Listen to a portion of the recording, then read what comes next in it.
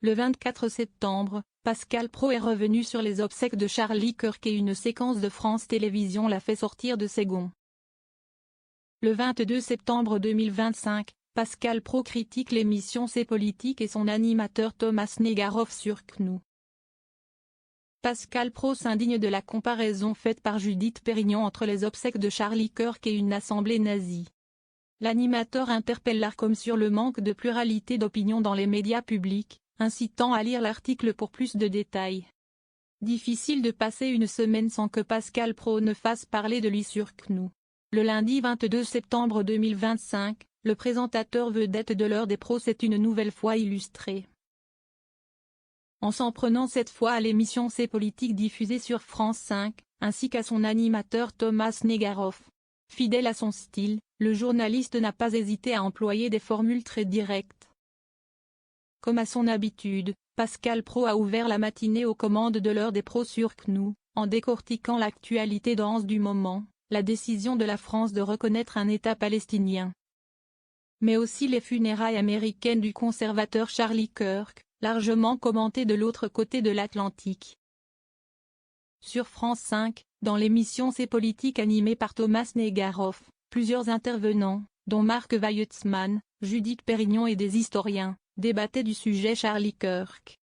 Mais une phrase en particulier a retenu l'attention de Pascal Praud. Judith Perrignon y a comparé la cérémonie, présidée par Donald Trump, à une assemblée nazie.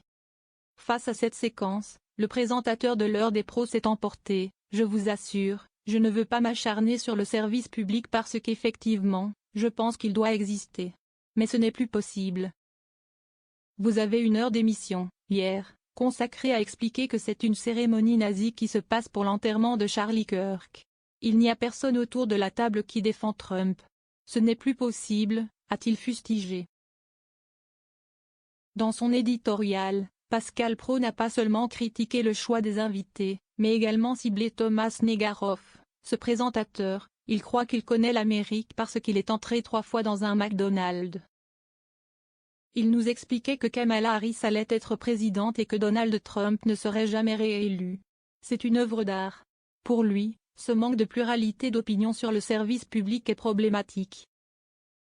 Le journaliste est allé plus loin en interpellant directement l'Arcom. Vous avez, hier soir sur le service public, une dame qui dit qu'on rend hommage à Charlie Kirk, donc c'est un rassemblement nazi.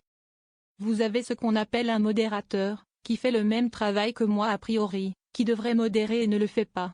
Vous avez l'Arcom qui écoute et qui n'en a rien à fiche, et c'est payé par nos impôts, a-t-il dénoncé. Et de conclure avec fermeté, qu'est-ce qu'on fait avec ce service public? Je n'ai rien contre Madame Perrignon, elle a le droit de s'exprimer. Mais elle peut avoir un contradicteur quand même. Ce n'est pas rien de dire sur un plateau que le rassemblement d'hier ressemble à une assemblée nazie. Ces gens deviennent fous. L'Arcom peut dire quelque chose quand même.